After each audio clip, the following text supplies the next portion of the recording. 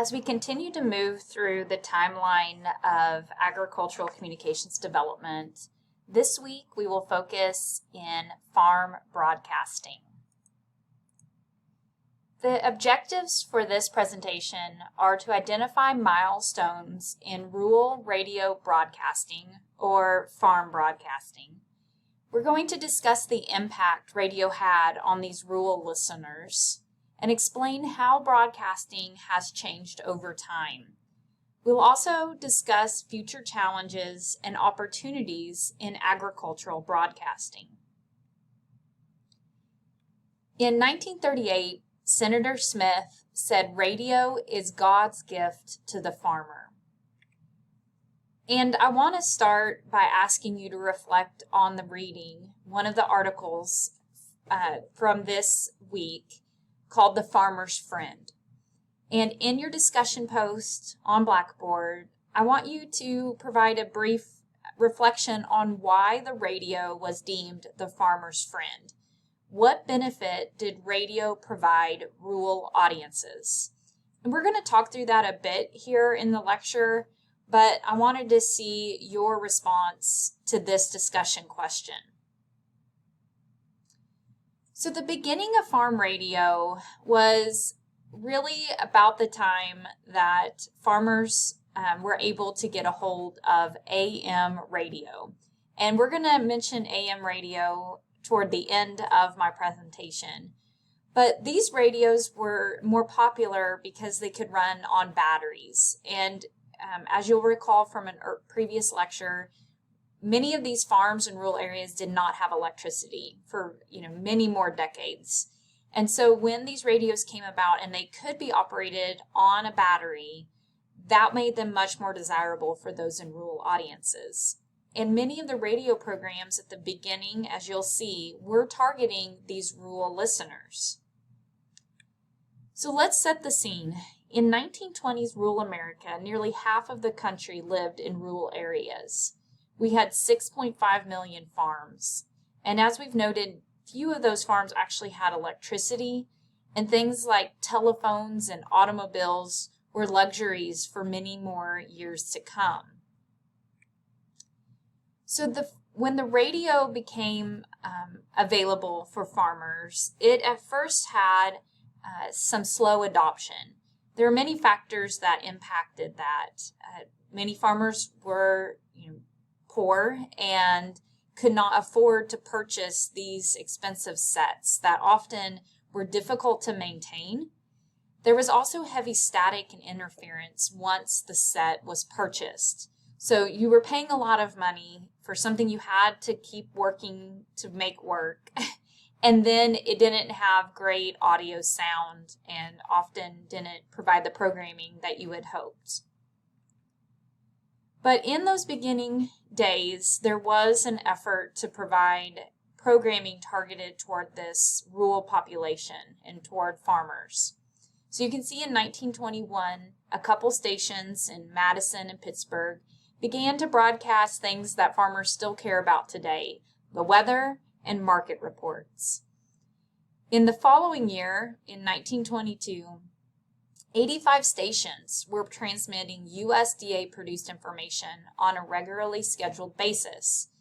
Now, most of that information was still focused on those two areas, weather and market reports, but they also started to promote the adoption of innovative farm practices, such as co-ops, crop rotation, and contour plowing.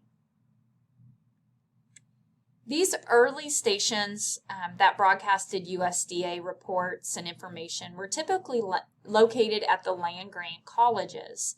So you can see a few of the station identifiers here along with the university they were associated with.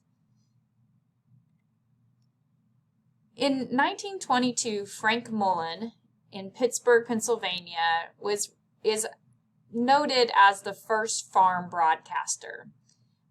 He had graduated from Iowa State University, which we've recognized has been an early proponent of agricultural communications education. The programming that he had on his show did more than just the weather and market reports. He had live participation.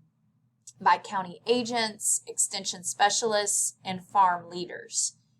And as you can see in this picture, he founded the first network farm program called the National Farm and Home Hour. Now, this program continued to broadcast 6 days a week for 16 years.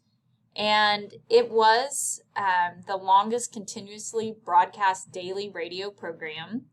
It aired on 75 stations with more than 4,700 live programs. And perhaps the most meaningful quote is that it was the government's voice to farmers and agriculture's voice to the nation. So this program provided information that the USDA wanted to get out to their farmers, but then it was also a chance for others who weren't in the agricultural domain to hear about the important issues of the day. So there were some other popular features, as you can see, that promoted the agricultural colleges, 4-H clubs, Future Farmers of America, and other agricultural and vocational interests. We also, around this time, start to see the promotion of music that is much more attractive or geared toward this rural audience.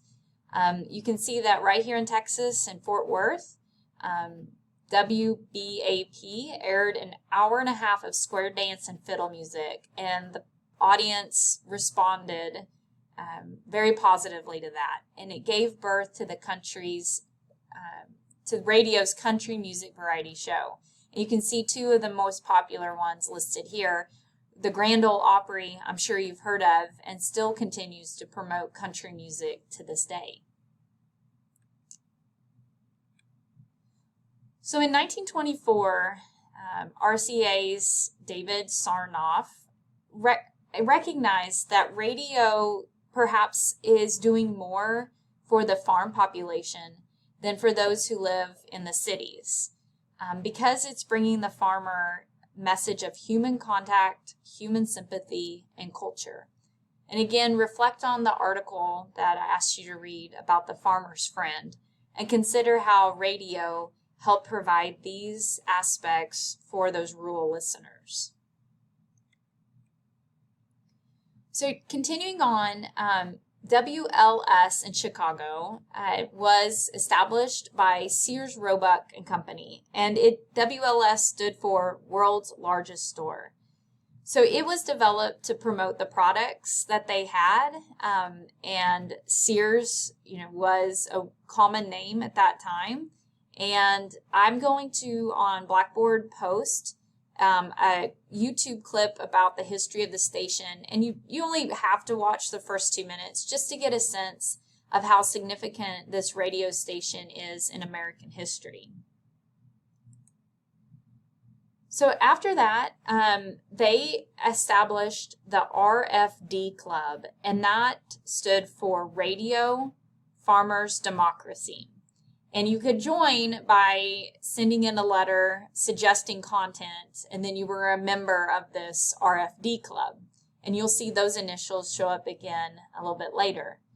So this was a daily farm program that reached 40 states. And again, it typically had those common features, the market reports and weather, and then music that appealed to farm folks.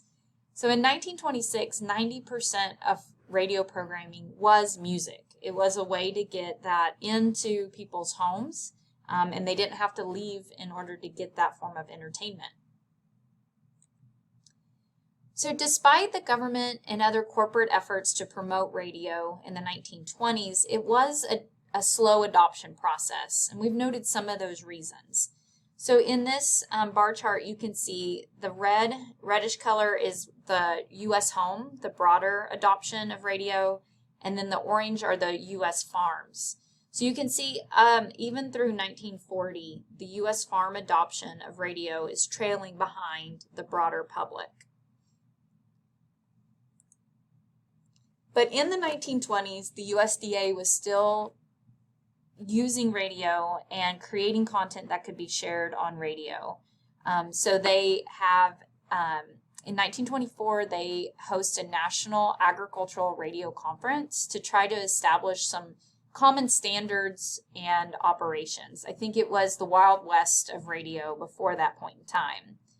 And by 1926, 90 stations here in the U.S. had an average of an hour and a half of USDA programming. So again, USDA was very involved in creating content that could be shared on the radio. They recognized the potential of using this platform to reach their listeners.